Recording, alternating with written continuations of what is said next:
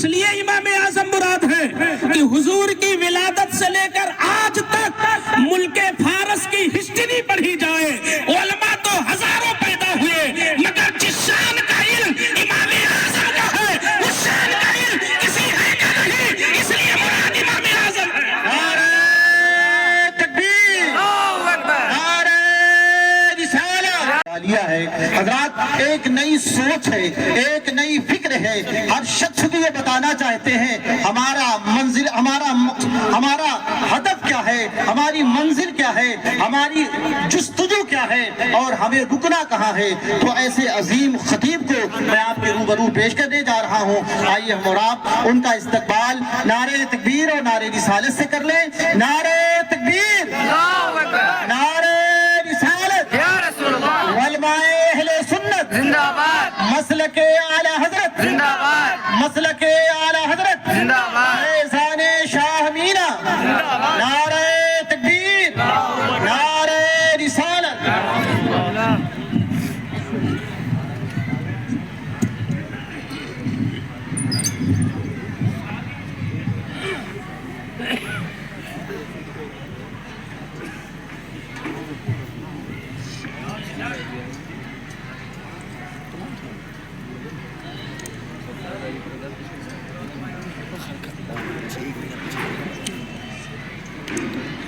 ممبر رسول پر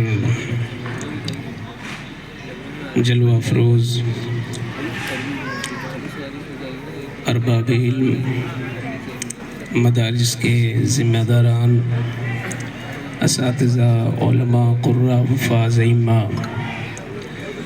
اور اس بزم پاک میں تشریف لائے تمام احباب اہل سنت، السلام علیکم ورحمۃ اللہ وبرکاتہ۔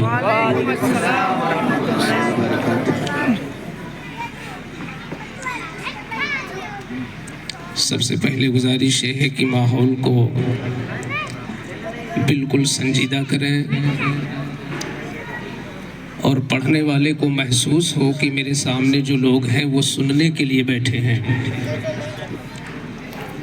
جب مائک پر آئے ہوئے انسان کو یہ پتہ چلتا ہے کہ یہ کسی اور کے انتظار میں بیٹھے ہیں تو مائک پر آنے والا اپنا یاد کیا ہوا سبق خود ہی بھول جاتا ہے۔ آپ کچھ اس محبت سے سنیں اور اہل منبر سے گزارش ہے کہ وہ میرا تعاون بھی کریں۔ انشاءاللہ اجڑے ہوئے ماحول کو آباد کرنا بھی ثواب ہے، بے شک اور ذکر رسول کے لیے ماحول کو پاکیزہ بنانا بھی عبادت ہے۔ بے شک۔ آئیے کچھ بولنے سے پہلے درود شریف پڑھ لیں۔ اللہم صلی علی سیدنا و مولانا محمد معدن الجود والکرم صلی اللہ علیہ وسلم وآلہ وبارک وسلم صلی اللہ تعالی علیہ وسلم۔ جتنے لوگ بیٹھے ہیں اگر اپنے آپ کو وہ ذمہ دار محسوس کریں کہ میں ایک ذمہ دار ہوں اور سرکار کی مقدس امت کا میں بھی ایک حصہ ہوں اور اللہ اور رسول کی طرف سے ہمارے اوپر بھی ایک ذمہ داری ہے، تو مجھے لگتا ہے کہ ماحول بڑا اچھا ہو جائے گا انشاءاللہ۔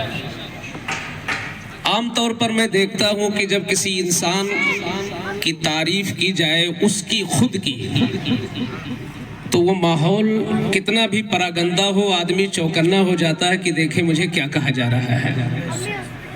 انسان اپنی تعریف کے لیے بڑا خواہاں ہوتا ہے اور بڑا پریشان بھی ہوتا ہے۔ کچھ لوگ پیسے خرچ کر کے اپنی تعریف کرا لیتے ہیں۔ اپنی تعریف سننے میں بڑا مزہ آتا ہے، اپنے بچے کی تعریف سننے میں مزہ آتا ہے، تو کیا آپ کا ایمان یہ نہیں کہتا کہ رسول کی تعریف بھی مزہ آنا چاہیے؟ مجھے ایسا لگتا ہے کہ ایسے لوگوں کو اپنے ایمان کی طرف نظر کرنا چاہیے جنہیں حضور کے ذکر میں مزہ نہ آئے۔ بہت اچھا۔ سیدنا صدیق اکبر رضی اللہ عنہ ارشاد فرماتے ہیں کہ جب کبھی مسجد میں یا محفل رسول میں جی نہ لگے تو تمہیں اپنے ایمان کی جانچ کرانا چاہیے۔ تو اس لیے نعرہ تکبیر، نعرہ رسالت، علماء اہل سنت، جشن غوث الورا، جشن غوث الورا، نعرہ تکبیر، نعرہ رسالت۔ آپ تمامی حضرات اپنی اپنی جگہ پر اطمینان و سکون کے ساتھ بیٹھ جائیں۔ آپ دیکھ رہے ہیں الحمدللہ دارالعلوم وارثیہ کی عظیم عبقری شخصیت استاد الحفاظ حضرت علامہ حافظ و قاری عبد الرشید صاحب قبلہ کی آمد ہوئی الحمدللہ۔ السلام علیکم۔ وعلیکم السلام۔ بالکل مہذب ہو جائیں، آپ کو خود بھی محسوس ہو میں کہیں اور بیٹھا ہوں اور کسی ایسی جگہ پہ بیٹھا ہوں جسے حضور نے فرمایا کہ اس جگہ بیٹھنا گویا جنت میں بیٹھنا ہے۔ ممبر رسول پر دارالعلوم وارثیہ کے بڑے قدیم اور سینئر استاذ الحفاظ حضرت گرامی قدر حافظ و قاری عبد الرشید صاحب قبلہ برکاتی، امام رضا جامع مسجد تشریف فرما ہوئے ہیں، اور بہت سارے لوگ ہیں جنہیں آپ پہچانتے ہیں۔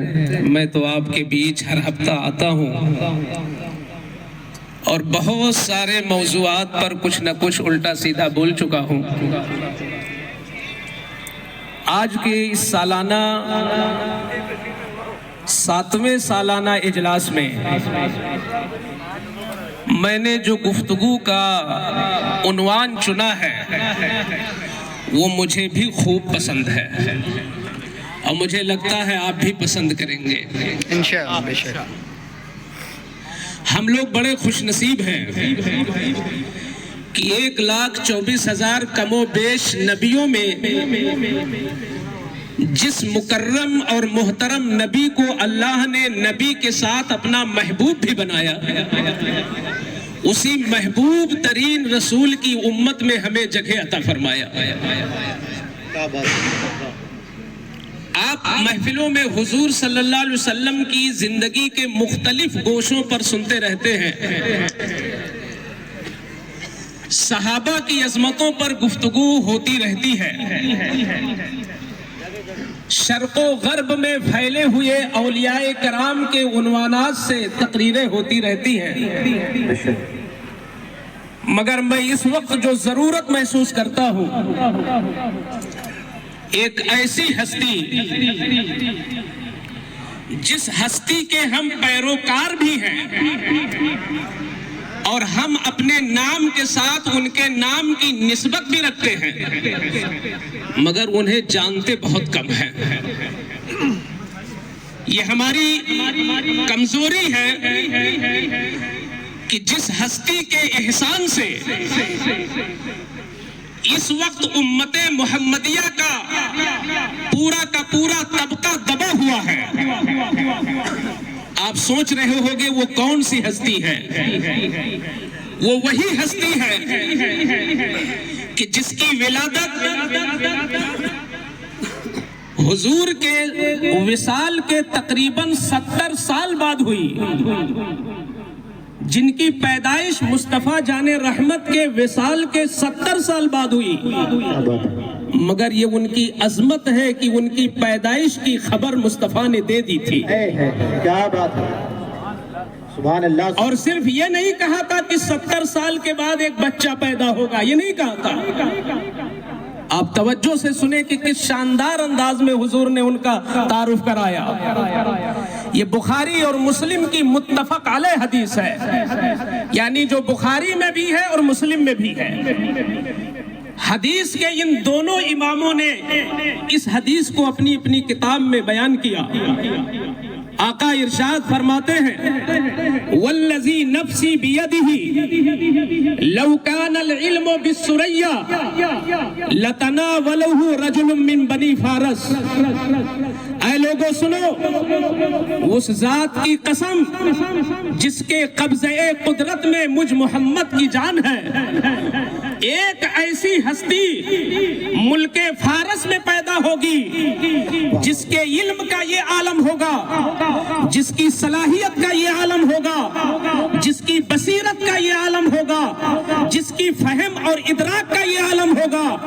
جسے قرآن اور حدیث میں اتنی گہرائی ہوگی کہ اگر دین کا کوئی مسئلہ روئے زمین پر نہ ہو بلکہ آسمانی دنیا میں بھی چھپا ہو تو وہ ہستی وہاں سے بھی ڈھونڈ لائے گی. اس ہستی کو کوئی اور نہیں، امام اعظم ابو حنیفہ جسے کہتے ہیں.